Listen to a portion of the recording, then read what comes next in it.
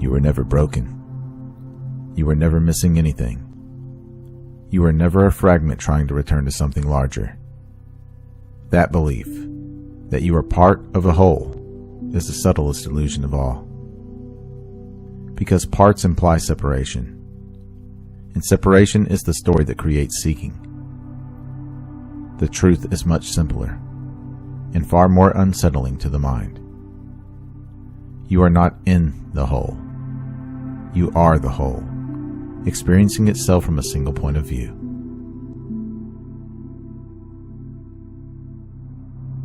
Nearly every spiritual path begins with the same assumption: that you are a small self trying to reunite with something vast, that enlightenment is a destination, that wholeness is somewhere else. But notice what that assumption does. It turns awareness into a traveler, truth into a future event, and peace into a reward for becoming something different than what you already are. This video is not about becoming whole. It's about seeing that the very idea of part was never true to begin with.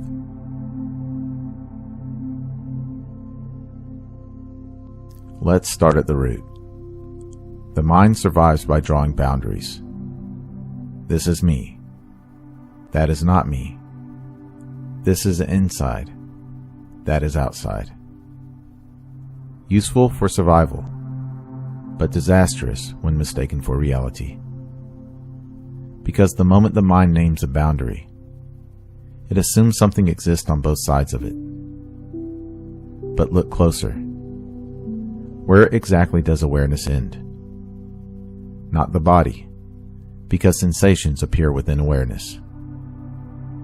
Not thoughts, because thoughts are observed. Not identity, because identity changes. So where is the edge? There isn't one. The sense of being a part arises when awareness identifies with a location instead of its nature. You don't experience consciousness from the body. The body appears in consciousness. That single reversal collapses the illusion of separation.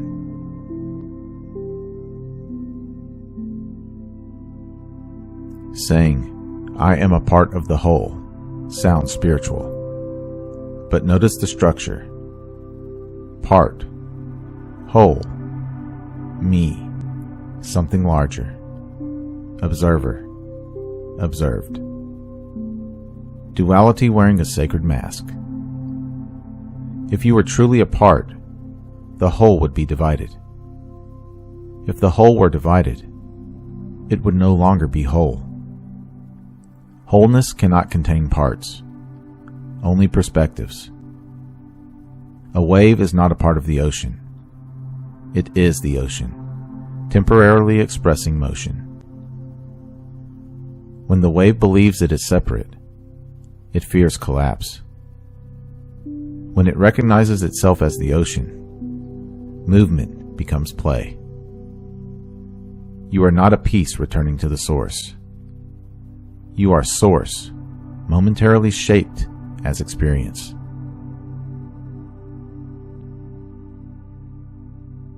You may say, "But it feels like I'm here, and the world is out there." Of course it does. Perspective creates contrast. Vision requires a point of view. Sound requires distance. Experience requires form. But perspective does not imply fragmentation. A single eye can look through many windows without becoming divided. Consciousness localizes without separating. The body is not a container for awareness. It's a lens. And a lens does not trap light. It shapes how light appears. You are not confined. You are focused.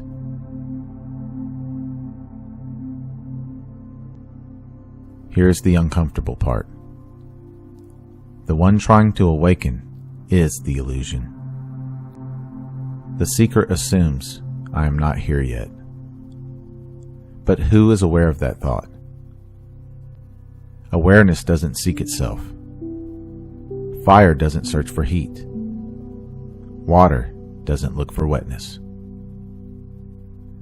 The desire to become whole only exists because wholeness has been forgotten conceptually, not lost experientially. Nothing needs to be added. Nothing needs to be removed. And nothing needs to be transcended. The only thing that needs to happen is misidentification needs to relax.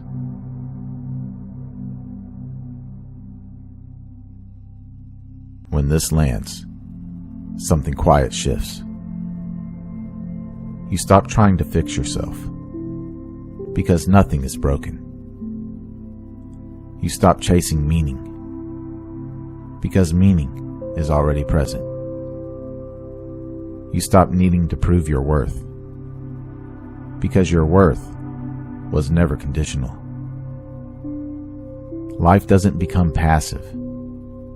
It becomes direct. Action still happens. Emotions still arise. Thoughts still appear. But none of them define you. You are not managing your existence. Your existence is moving through you. Effort gives way to participation. Control gives way to intelligence. Fear gives way to trust. Not belief, but recognition.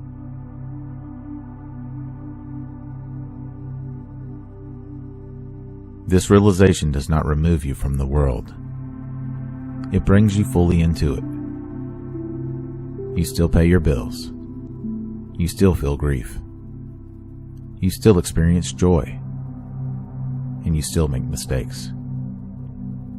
But now life is happening as you, not to you. The body is not a prison. The mind is not your enemy. The world is not an obstacle.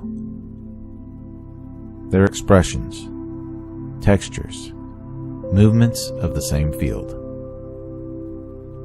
Wholeness does not hover above life. It is life.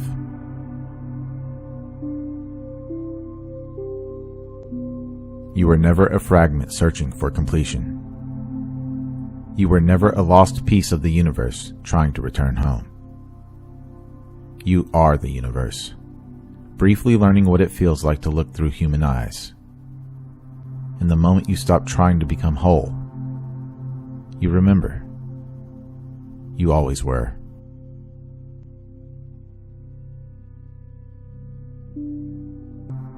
There is only one. Not one among many. Not one competing with others. Not one divided into pieces. One appearing as many. Every face you've ever seen. Every thought you've ever had. Every moment of love, fear, creation, and collapse is the same source, looking at itself from different angles. This video isn't about belief. It's about seeing. Because once this clicks, separation never feels real again.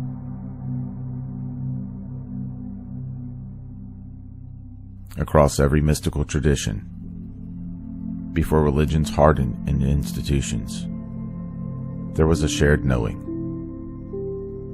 Reality is singular in essence, plural in expression.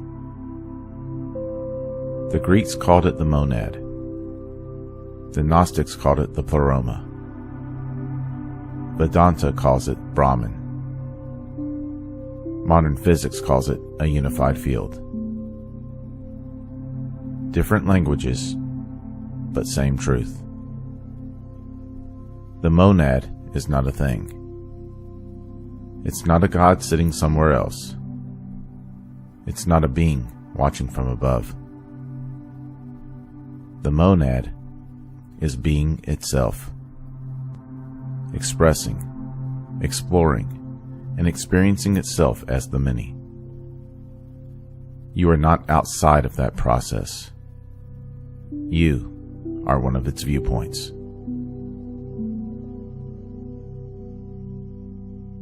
The biggest misunderstanding about the One is imagining it as singular and static.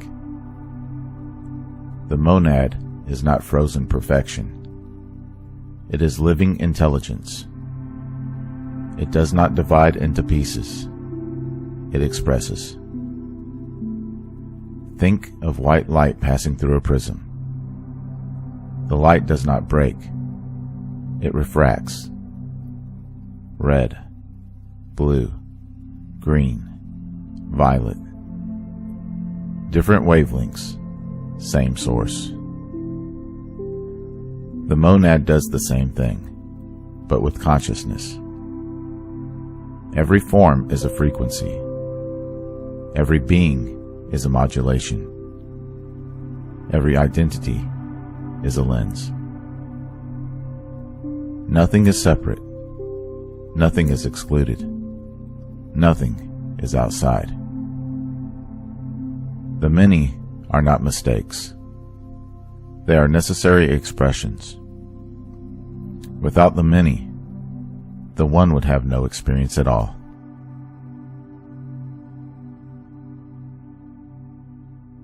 A still unity cannot know itself. Awareness requires contrast. So the monad expresses polarity, inside and outside, self and other, observer and observed.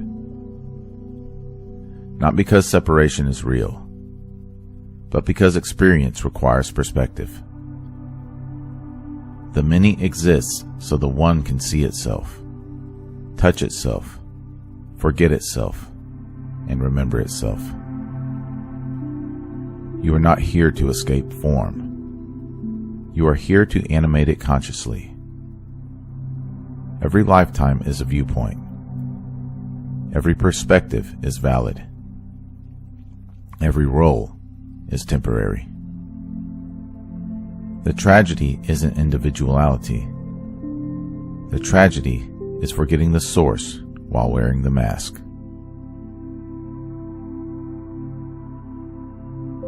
You are not part of the monad.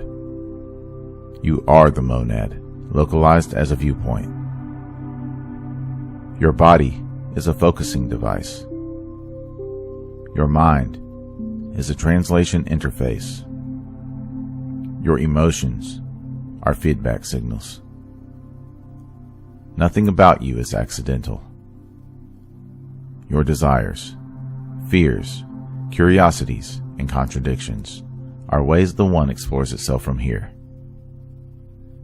That means that no life is meaningless, no experience is wasted, and no perspective is wrong. Even distortion teaches the field. The moment you stop trying to dissolve your individuality and start inhabiting it consciously, the monad shines through you clearly. Unity does not erase difference. It illuminates it.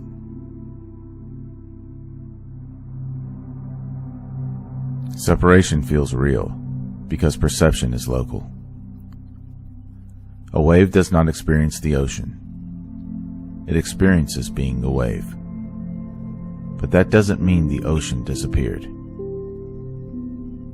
Conflict arises when a perspective claims to be the whole. An identity forgets it is an expression. A form mistakes itself for the source. Ego isn't the enemy. Ego is a tool. It becomes destructive only when it forgets its origin. Awakening isn't ego death. It's ego transparency. The personality becomes a window instead of a wall.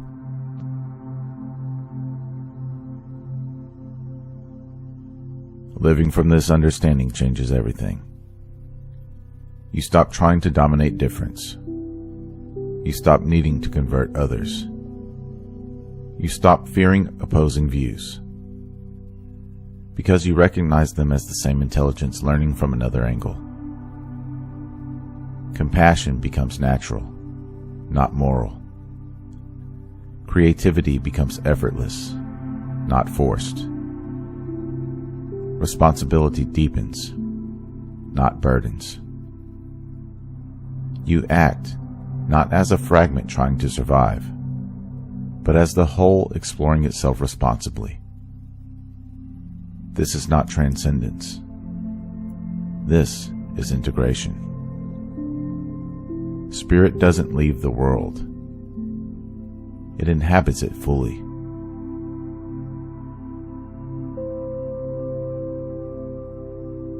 The monad never left. It never fragmented. It never lost itself. It simply looked through billions of eyes at once, including yours. You are not meant to disappear into the one. You are meant to express it clearly, honestly, and consciously.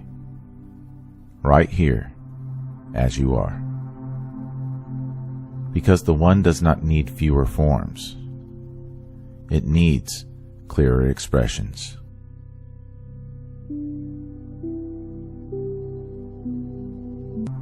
You were never meant to compete with anyone. You were never meant to prove your worth. You were never meant to become someone else. Every soul you see, every person you meet, is not separate from you. They are a ray of the same sun, expressing itself from a different angle. And the moment you truly see that, the entire game of comparison, judgment, and division collapses.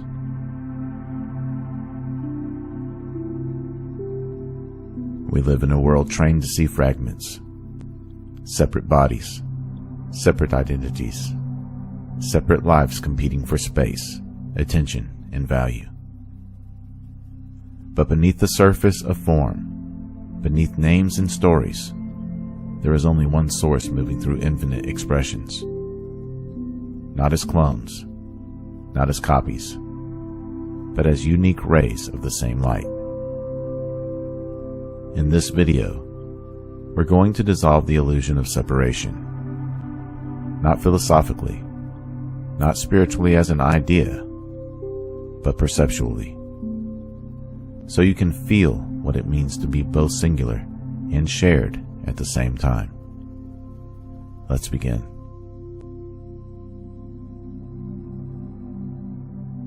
The mind assumes there are many sources because it sees many forms, many faces, many voices, many desires.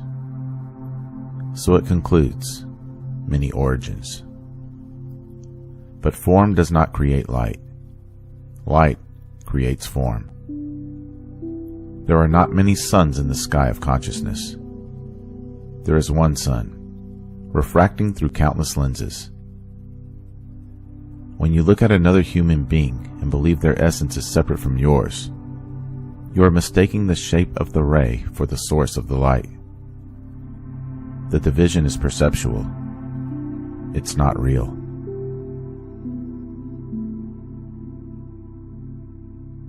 If the sun expressed itself as a single beam, creation would be static. Difference is not fragmentation. Difference is creativity. Each soul carries a unique frequency, not because it is separate from the source, but because the source is infinite enough to express itself without repetition. Your personality, your perspective, your timing, and your path. These are not accidents. They are how the one explores itself from your angle. Unity does not erase individuality. It gives it meaning.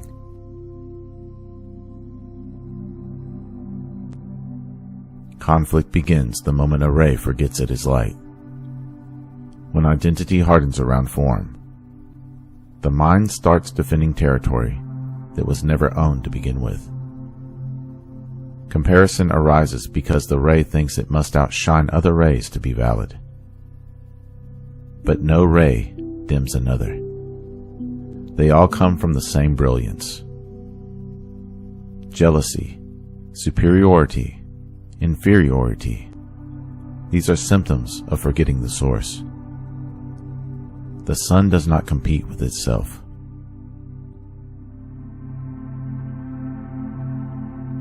True compassion doesn't come from effort or obligation. It arises naturally when perception clears. When you recognize that the same awareness looking out through your eyes is looking out through their eyes, judgment loses its grip.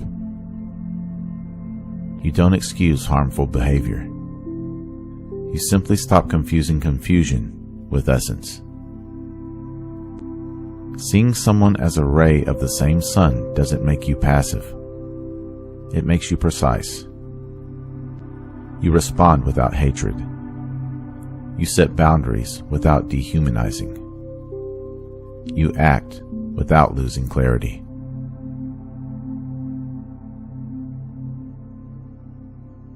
To live as a conscious ray is to hold two truths simultaneously. You are uniquely expressed, and you are not separate. You honor your path without diminishing another's. You shine without needing to be above. You listen without collapsing your own truth. This is not spiritual bypassing. It's spiritual embodiment. You don't dissolve into sameness. You stand fully as yourself, while knowing the light animating you is shared by all.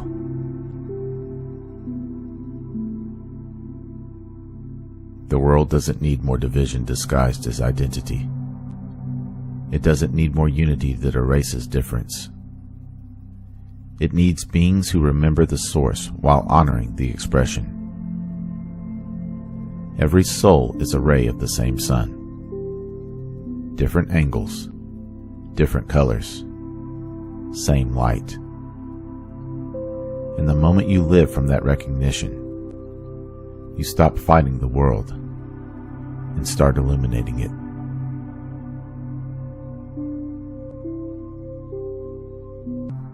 There comes a moment when the search ends, not because you found something new, but because you finally see what was never missing.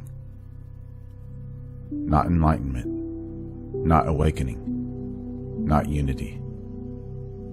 You. Not as an identity, not as a story, but as the singular light appearing as everything. This is not a philosophy. It's not a belief system. It's the final realization the mind cannot own.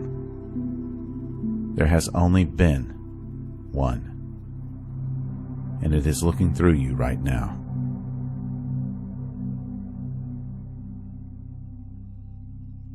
For most of human history, the deepest spiritual question has been framed as distance. How do I reach God? How do I merge with Source? How do I return to the One? But those questions assume something subtle and devastating.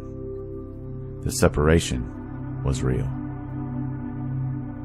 The monad, the One, the Absolute, the Source, is not something you move toward. It is what makes movement possible. It is not something you become. It is what you already are, before the idea of becoming arose. The final realization is not expansion. It is collapse. The collapse of the illusion that you were ever outside the light you're seeking.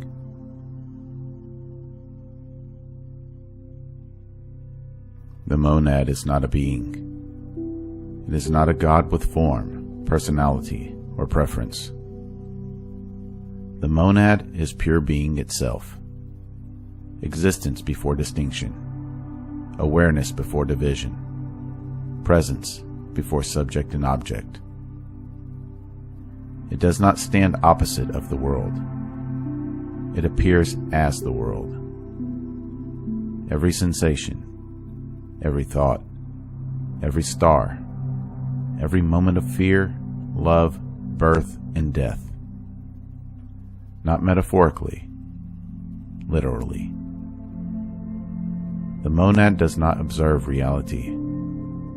Reality is the monad observing itself through infinite angles. You are not a fragment of the One. Fragments imply breakage. You are a lens, a localized perspective through which the One experiences itself. The wave never leaves the ocean. It only forgets its depth.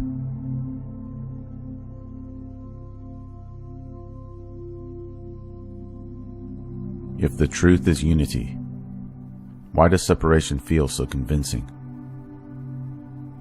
Because perception narrowed. The moment awareness identified with form, with body, name, memory, and role, the field appeared divided.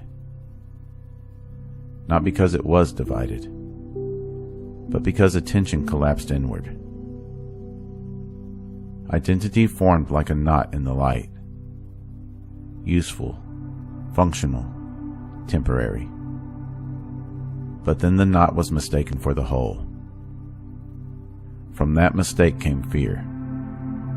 From fear came control. From control came systems, hierarchies, and spiritual ladders. Religion tried to climb back to God. Science tried to measure its edges. Spirituality tried to transcend the body. All because the simplest truth was missed. Nothing ever left. The light didn't fragment. It refracted.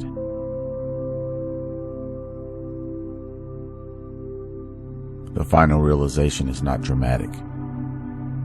There is no thunder, no permanent bliss, no halo. What dissolves is the seeker itself, the one who was trying to awaken, the one who thought truth was somewhere else, the one who believed realization would arrive later. That entire movement collapses, and in its place, ordinary life is seen clearly. Breathing happens. Thoughts arise. Emotions pass. And the world continues. But the center is gone. No watcher behind the eyes. No controller behind experience.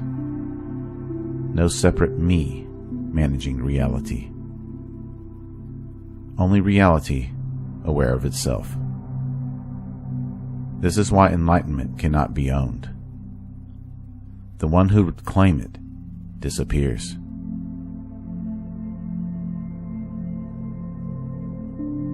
This realization does not remove you from the world. It roots you more deeply into it. You still pay your bills. You still feel pain. You still love, grieve, choose, and create. But none of it is personal in the old way.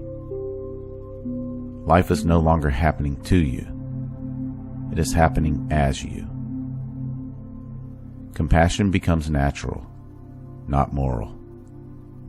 Presence becomes effortless, not forced. Action becomes clear, not reactive. You stop trying to fix the world from fear. You participate in it from clarity. The monad doesn't withdraw from form. It expresses through it. To live this realization is not to float above life, but to stand fully inside it, without illusion.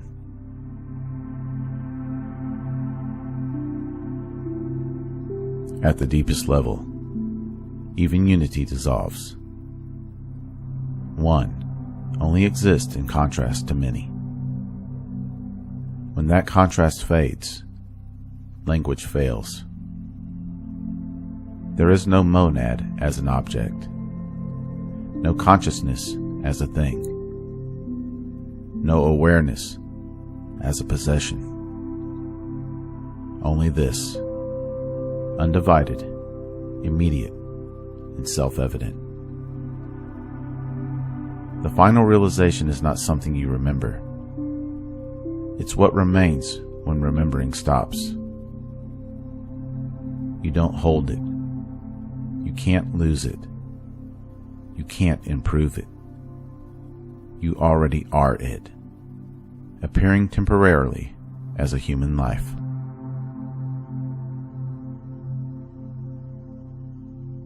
The light of the monad is not waiting at the end of a path. It is what has been illuminating every step you thought you were taking. You were never approaching truth. Truth was approaching itself through you. Nothing needs to be added. Nothing needs to be removed. Nothing needs to be achieved. Only seen. And once it's seen, life continues, but without the burden of being someone separate from it.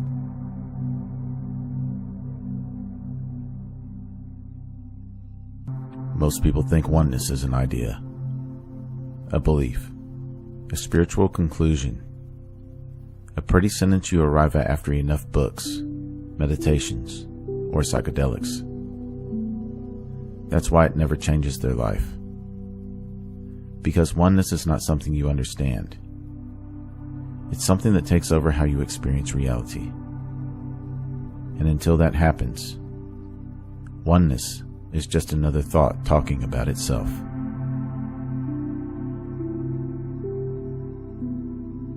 When people hear the word oneness, they imagine unity as a philosophy.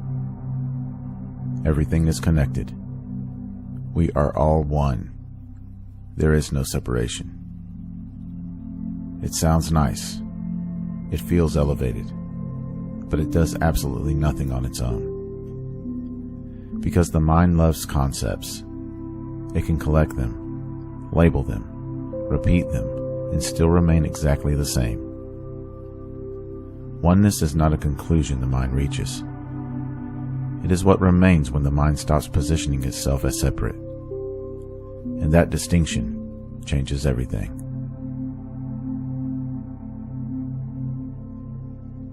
The mind operates by division. Subject and object. Self and other. Inside and outside. Me and the world. That's not a flaw.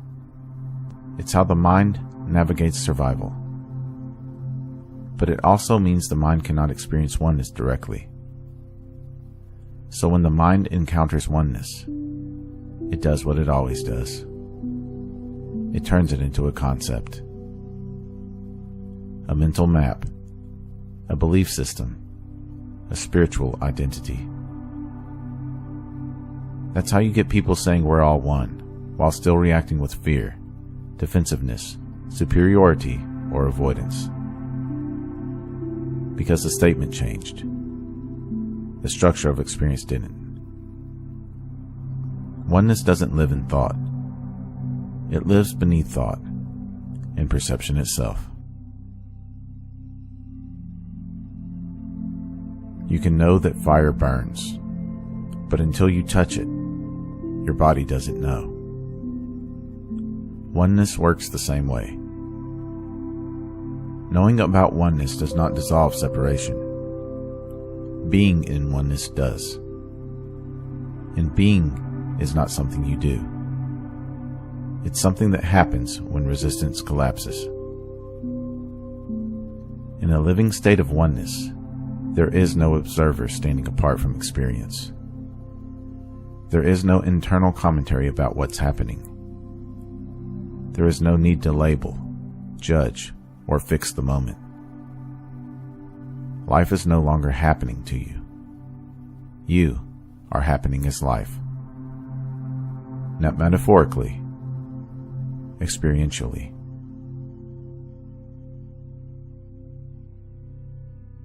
Here's where many people get confused. Oneness does not feel euphoric all of the time. It's not a constant bliss state. It's not floating above reality. It feels ordinary, but unfragmented. You still feel emotions. You still think thoughts. You still have preferences. But none of them define who you are. Pain arises, but there's no internal war against it. Joy arises, but there's no grasping. Thoughts arise, but no one is trapped inside them. The sense of me versus life dissolves, and what replaces it isn't transcendence. It's intimacy.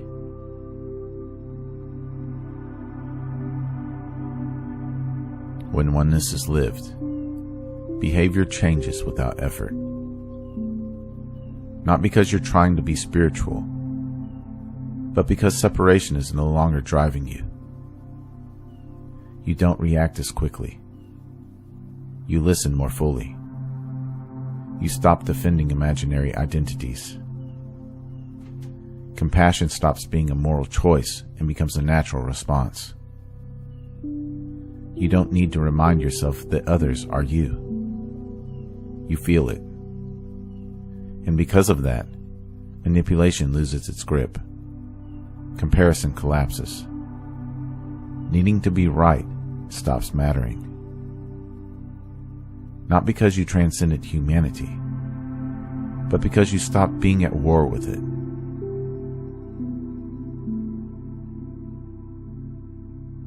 Here's the hard truth. You cannot practice your way into oneness. You cannot affirm your way into it. You cannot think your way into it.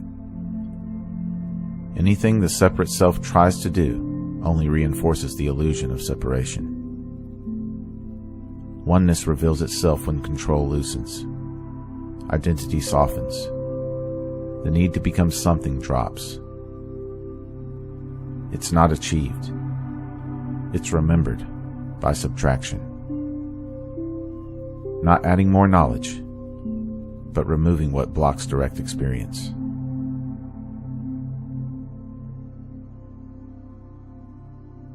Living from oneness doesn't make you passive. It makes you precise. You still set boundaries. You still say no. You still act. But action comes from clarity, not compulsion. You don't move to fill a void. You move because movement is appropriate. You don't withdraw from the world. You engage without being entangled. Oneness doesn't remove you from life. It removes the false center that thought it was running life.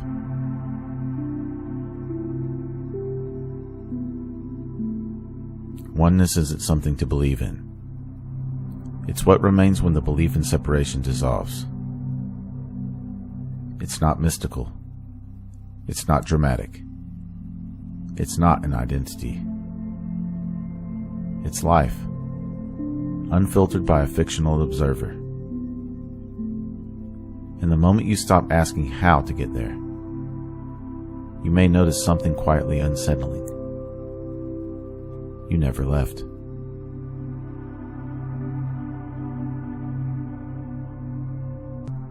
Everything you have ever searched for was never outside of you.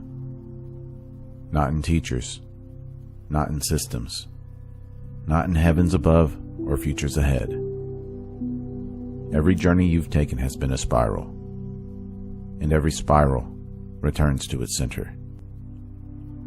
This is not about becoming something new. This is about remembering what has always been here.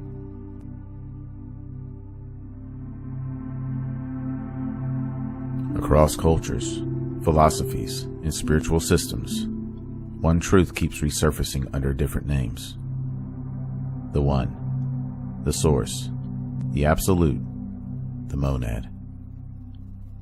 Not as an object, not as a god in the sky, but as the singular intelligence from which all experience emerges. The mistake humanity keeps repeating is thinking the monad is something to reach. It isn't. It is what is looking through your eyes right now. This video is not about belief. It's about recognition.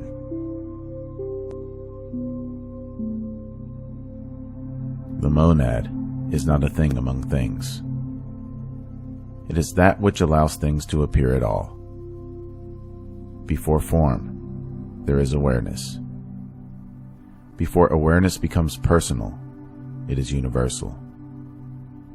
Before it fragments into perspectives, it is whole. The monad is undivided being, not separate from matter, not opposed to form, not distant from daily life. It expresses itself as form. Every atom, every thought, every emotion, every star is the monad exploring itself from a different angle. Multiplicity is not a failure of unity. It is unity playing.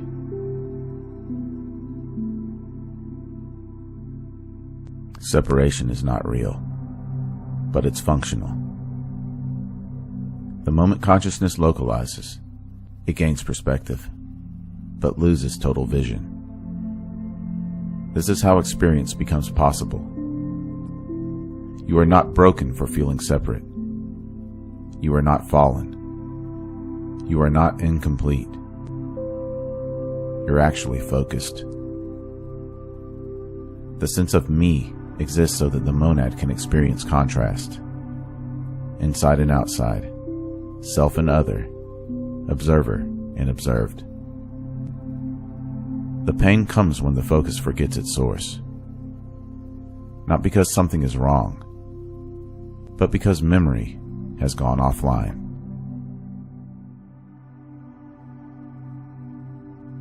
The return to source is not leaving the body. It is not escaping the world. It is not dissolving into light forever. Those ideas come from exhaustion, not truth. The return is integration. It is the realization that the source never left, and the world was never separate from it. You don't rise above humanity. You inhabit it fully. You don't abandon identity. You stop mistaking it for the whole. The monad doesn't want you gone. It wants you to awake within form.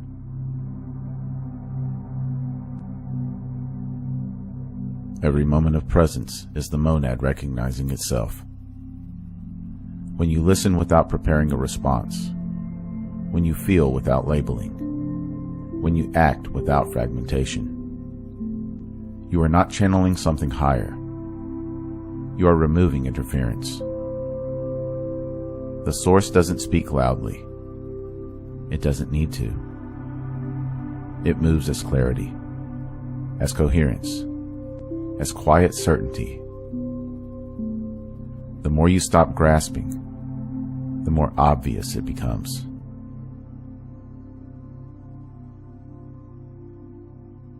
Life doesn't become perfect, but it becomes honest. Fear loses its authority. Identity becomes fluid.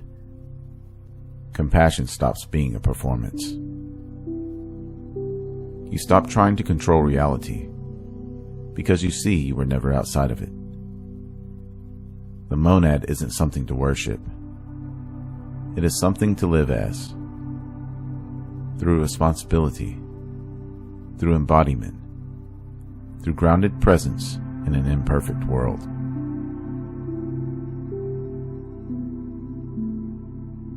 The return to source is not an event in time. It is the collapse of the illusion that you ever left. You are not a fragment trying to reunite with the whole. You are the whole, temporarily learning what it feels like to be a fragment. In the moment that is seen clearly, nothing needs to be chased again.